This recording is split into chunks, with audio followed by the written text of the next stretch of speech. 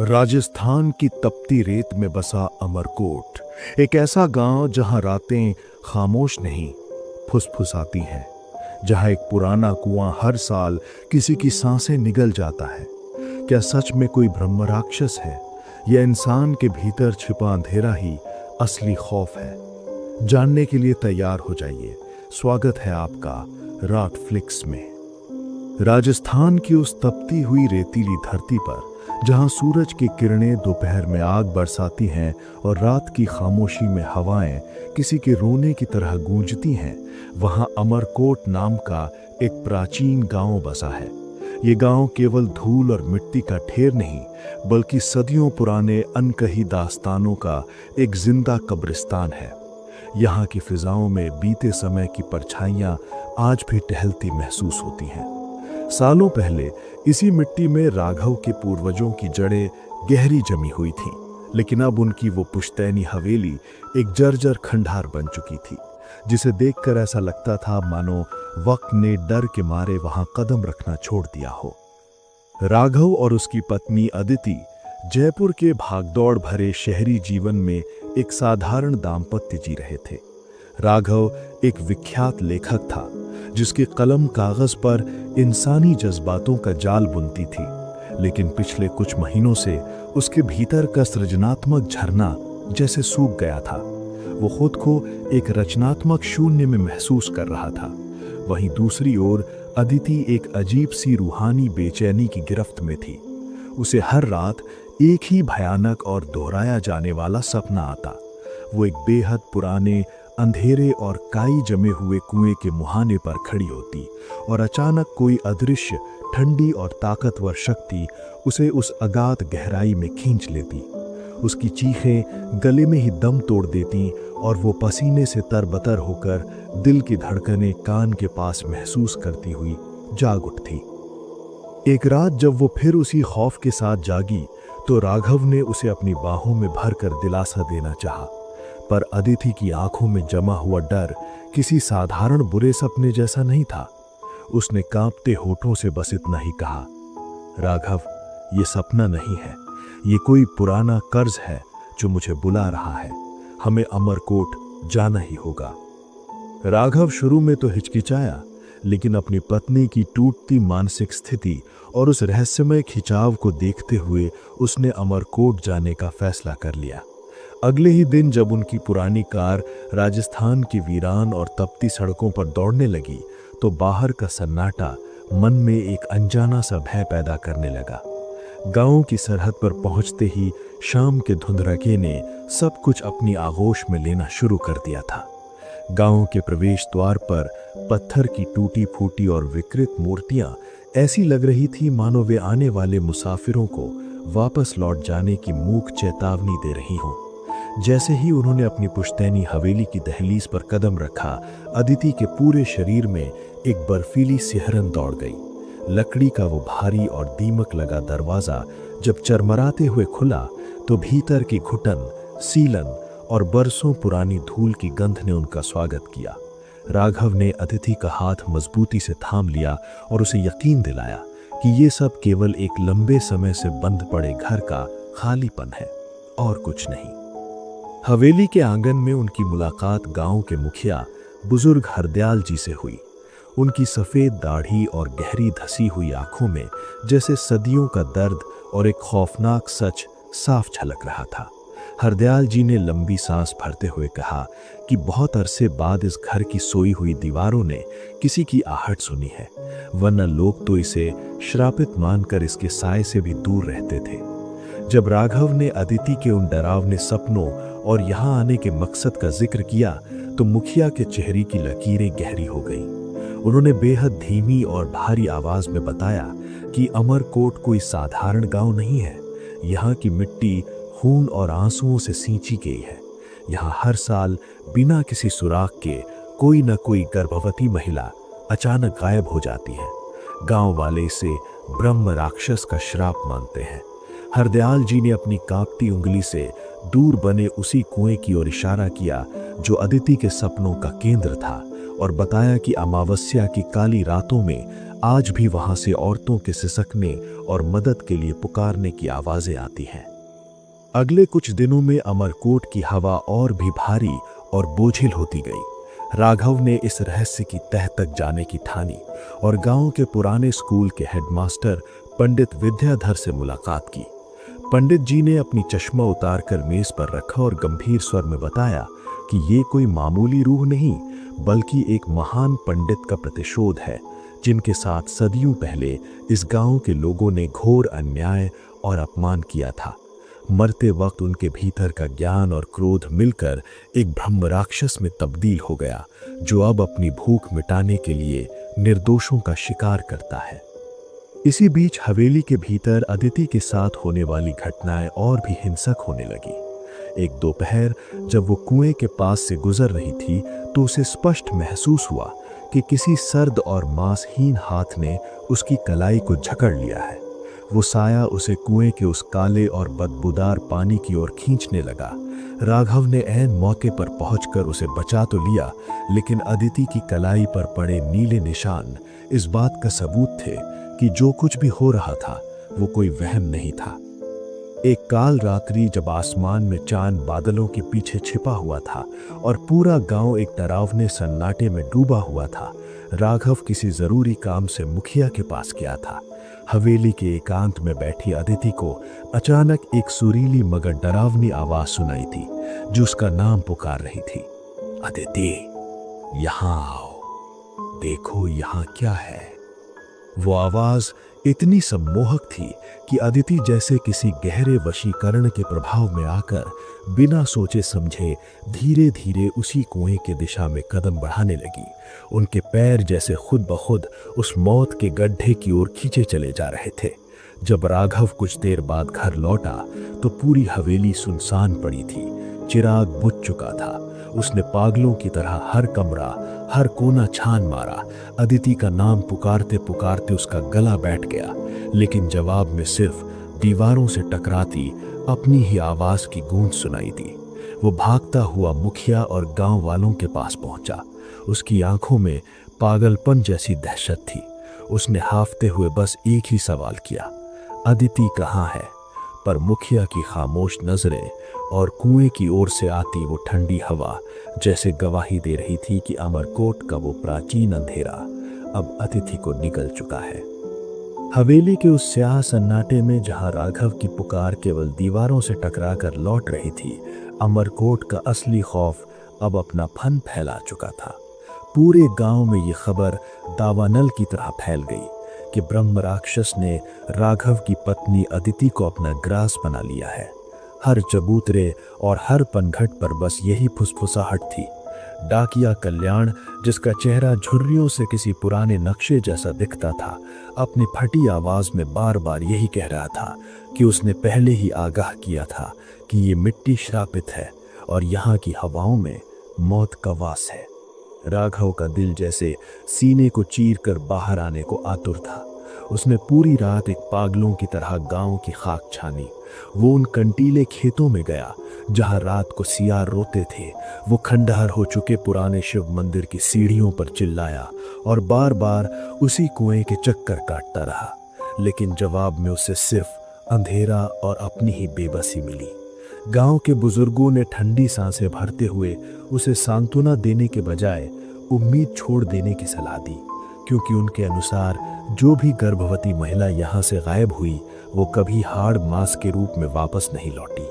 लेकिन राघव के भीतर का लेखक मर चुका था और अब केवल एक ऐसा पति जीवित था जिसका सर्वस्व लुट चुका था। उसने अपनी नम आंखों को पोंछते हुए मन ही मन एक भीषण सौगंध खाई कि वो अपनी पत्नी को उस अंधेरी गहराई से खींच लाएगा, चाहे इसके लिए उसे यमराज की चौखट ही क्यों न खटखटानी पड़े। भोर की पहली किरण जब रेगिस्तान की रेत पर सुनहरी लकीरें खींच रही थी, तब राघव थक हार कर उसी मनहूस कुएं के मुहाने पर बैठ गया। अचानक उसे कुएं के भीतर से एक बेहद महीन सिसकती हुई आवाज सुनाई दी। उसने कांपते हाथों से कुएं के भीतर झांका। पानी स्थिर था, लेकिन उसकी सतह पर रह रहकर उठती लहरें बता रही थीं कि नीचे कुछ तो है। क्या वो अदिति की आखिरी सांसें थीं? ये सवाल उसे भीतर तक झकझोर गया। तभी अमरकोट की धूल भरी सड़क पर एक पुरानी जीप आकर रुकी। गाड़ी से एक युवती उतरी जिसके चेहरे पर वो आत्मविश्वास था जो केवल उन लोगों में होता है जिन्होंने सच को करीब से देखा हो।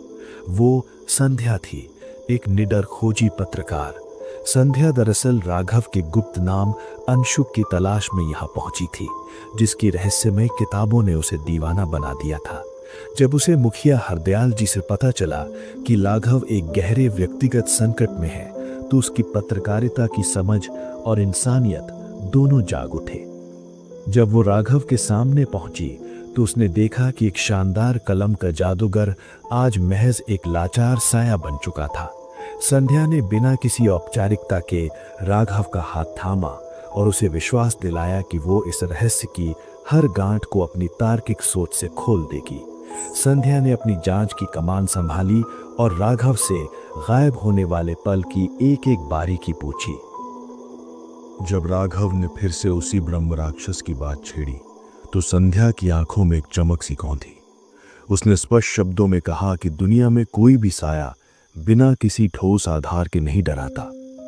ये या तो अंधविश्वास है या किसी गहरे मानवीय अपराध को छिपाने का पर्दा। उसने गांव के लोगों से पूछताछ शुरू की और एक अजीब बात गौर की। हर गायब होने वाली महिला का पुराना रिकॉर्ड उसी कुएं से जुड़ा था। जब उसने डाकिए कल्याण से दोबारा बात की तो उस बुजुर्ग की आंखों में एक क्षणभंगुर डर और घृणा का भाव दिखा, जिसे संध्या ने तुरंत भांप लिया। उस रात राघव और संध्या ने कुएं के पास छिपकर निगरानी करने का साहसी निर्णय लिया। रात के दूसरे पहर में जब हवाएं तेज हुईं तो कुएं से एक रहस्यमयी सफेद धुंध उठी और हवा में राघव बचाओ की धीमी करुण पुकार गूंजी। संध्या ने राघव को रोकते हुए कहा कि ये केवल प्राकृतिक गैसों और प्रतिध्वनि का मेल हो सकता है, लेकिन इस कुएं की तह में जाना अब अनिवार्य है। इस रहस्य की परतें तब और उलझ गईं जब संध्या को अमरकोट के सबसे रसूखदार व्यक्ति जमींदार विक्रम प्रताप सिंह के बारे में पता चला। विक्रम का आलीशान महल गांव की सबसे ऊंची पहाड़ी पर था, जहां से वो पूरे गांव पर अपनी गिद्ध जैसी नजर रखता था। संध्या को शक था कि विक्रम की अकूत संपत्ति और गायब होती महिलाओं के बीच कोई खौफनाक अनुबंध है। जब वे दोनों जमींदार की हवेली के पास सुराग ढूंढने पहुंचे तो विक्रम के बिगड़ैल बेटे रणविजय ने उन पर हिंसक हमला कर दिया।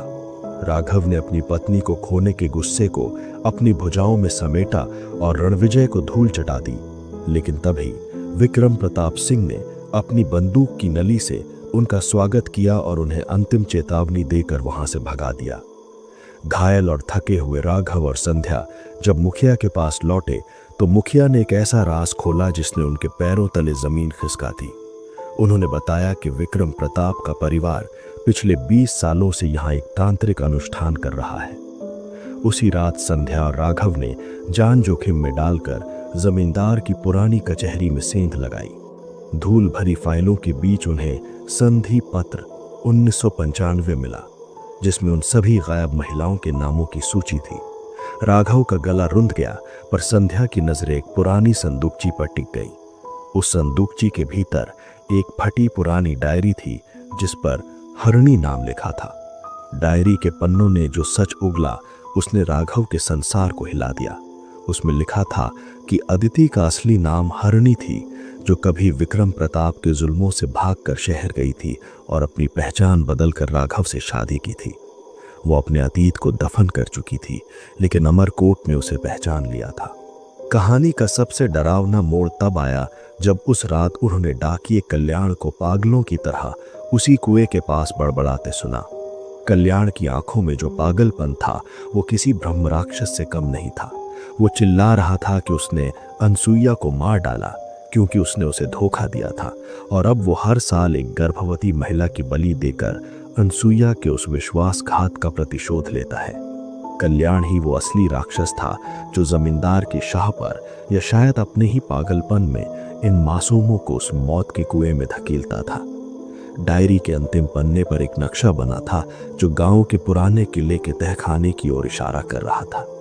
अब राघव और संध्या के सामने केवल एक ही रास्ता था, उस किले के अंधेरे में उतरना जहां या तो अदिति अपनी आखिरी सांसें गिन रही थी या फिर मौत उनका इंतजार कर रही थी। डायरी के पन्नों से निकले उस भयानक सच ने राघव और संध्या के पैरों तले की जमीन खिसका दी थी। अब ये साफ हो चुका था कि अमरकोट में मंडराने वाला वो साया कोई ब्रह्म राक्षस नहीं, बल्कि एक इंसान के भीतर बैठा वो राक्षस था जिसे अपराध बोध और सनक ने जन्म दिया था। कल्याण के उस पागलपन की जड़ें सालों पुरानी थी। अपनी पत्नी अनसुईया की हत्या करने के बाद वो कानून से तो बच गया था, क्योंकि वीरेंद्र सिंह ने सत्ता के रसूख से सारे सबूत मिटा दिए थे, लेकिन वो अपनी रूह की चीखों से नहीं बच पाया था। उस पाप को छिपाने और खुद को ये समझाने के लिए कि वो अब भी अपनी पत्नी के प्रति वफादार है, कल्याण ने हर साल 7 जुलाई को मासूम गर्भवती महिलाओं का शिकार करना शुरू कर दिया। वो उन्हें उसी पुराने कुएं के पास ले जाता जहां उसने अनसुईया को दम घोटा था। ये उसकी घिनौनी मानसिकता का एक हिस्सा बन चुका था, एक ऐसा खूनी चक्र जिसे वो प्रायश्चित समझता था। संध्या की आंखों में नफरत की ज्वाला धधक रही थी। उसने कड़े शब्दों में कहा कि ये आदमी इंसानियत के नाम पर कलंक है, इसे अब और छूट नहीं दी जा सकती। तभी अंधेरे से उभरकर राघव ने कल्याण को ललकारा। अपनी पोल खुलते देख कल्याण की आंखों में एक अजीब सी चमक कौंधी। वो पागलों की तरह अट्टहास करने लगा और कहने लगा कि उसने जो कुछ भी किया वो केवल अपनी अनसुईया को खुद से दूर जाने से रोकने के लिए किया था। उसके शब्दों में पछतावा नहीं, बल्कि एक विकृत सनक थी। जब संध्या ने उसे कानून का डर दिखाया तो वो फुसफुसाते हुए बोला कि जिसे वे ढूंढ रहे हैं वो अब इस गांव में नहीं, बल्कि उस पुराने वीरान किले की काल कोठरी में वीरेंद्र सिंह की कैद में है। राघव और संध्या ने एक पल भी बर्बाद नहीं किया। वे जानते थे कि समय रेत की तरह हाथ से फिसल रहा है। हाथों में टॉर्च लिए वे अमरकोट के उस अभिशप्त किले की ओर बढ़े, जिसकी दीवारें सदियों के रहस्य दबाए बैठी थी। किले के भीतर का वातावरण किसी मुर्दा घर जैसा ठंडा और खौफनाक था। सड़न की बू और हवा का वो सर्द झोंका उन्हें बार बार पीछे लौटने की चेतावनी दे रहा था। अचानक किले के गहरे सन्नाटे को चीरती हुई एक असली चीख गूंजी। वो अदिति थी। वे भागते हुए किले के निचले हिस्से में पहुंचे, जहां मशालों की मध्यम रोशनी में उन्होंने जो देखा वो रोंगटे खड़े कर देने वाला था। अदिति लोहे की भारी जंजीरों से बंधी हुई थी। इससे पहले कि राघव उसे छुड़ाए, अंधेरे से सफेद चोगा पहने कल्याण एक जल्लाद की तरह सामने आ खड़ा हुआ। उसकी आंखों में वो शैतानी पागलपन था जो अब अपने अंतिम पड़ाव पर था। उसने लोहे की रॉड से राघव पर प्राणघातक हमला किया। राघव और संध्या ने मिलकर उस वहशी का मुकाबला किया। संध्या ने फुर्ती दिखाते हुए एक जलती हुई मशाल उठाई और कल्याण के चोगे में आग लगा दी। आग की लपटों ने उस पापी को अपनी आगोश में ले लिया। उसकी चीखें किले की दीवारों में दफन हो गईं और वो अपराधी अपने ही पापों की आग में जलकर खाक हो गया। अदिति को आजाद कराते ही राघव की आंखों से आंसुओं का सैलाब उमड़ पड़ा, लेकिन इस जीत के बाद जो सच सामने आया उसने राघव के प्रेम की परीक्षा ले ली।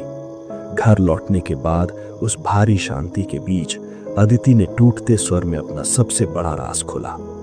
उसने बताया कि वो कोई और नहीं बल्कि उसी कल्याण की अभागिन हरणी है। बचपन में अपने पिता के हाथों अपनी मां का कत्ल देखकर वो भाग निकली थी और शहर जाकर नई पहचान बनाई थी। वो अपने ही पिता के साए से भाग रही थी, पर किस्मत उसे फिर उसी दहलीज पर ले आई। राघव ने बिना किसी हिचकिचाहट के उसे सीने से लगा लिया और कहा कि वो हरणी हो या अदिति, वो उसका वर्तमान और भविष्य है। अगले कुछ महीनों में अमरकोट का पूरा मंजर बदल गया। वो गांव जो कभी सिसकियों के लिए जाना जाता था अब बच्चे की किलकारियों से गूंज उठा। हरणी ने एक स्वस्थ पुत्र को जन्म दिया। वीरेंद्र सिंह जैसे भ्रष्ट लोगों का साम्राज्य ढह गया था। संध्या, जिसने इस पूरी जंग में कंधे से कंधा मिलाकर साथ दिया था, अपनी पोटली बांधकर विदा लेने आई। उसकी आंखों के कोने में राघव के लिए एक अधूरी चाहत का दर्द छिपा था, जिसे उसने कभी लफ्जों का जामा नहीं पहनाया। वो जानती थी कि उसकी मंजिल अभी भी किसी अनजान सच की तलाश में है। जैसे ही संध्या क्षितिज में ओझल हुई, राघव ने अपने बेटे को गोद में लेकर दूर उगते सूरज को देखा। अब गांव के पुराने स्कूल में राघव बच्चों को पढ़ाता था और हरणी महिलाओं के उत्थान का नेतृत्व कर रही थी। अमरकोट की वो तपती रेत अब ठंडी हो चुकी थी, क्योंकि सदियों से भटकती रूहों को शांति मिल गई थी और एक नया अध्याय शुरू हो चुका था। एक ऐसा अध्याय जहां कोई खौफ नहीं, बल्कि केवल नई उम्मीदों का वास था। अमरकोट ने आखिर दिखा दिया कि सबसे डरावनी चीज परछाई नहीं, बल्कि वो सच है जिसे लोग दफना देते हैं। अगर इस कहानी ने आपको आखिर तक बांधे रखा, तो साथ बने रहिए रात फ्लिक्स के साथ, क्योंकि अगली रात एक और राज आपका इंतजार कर रहा है।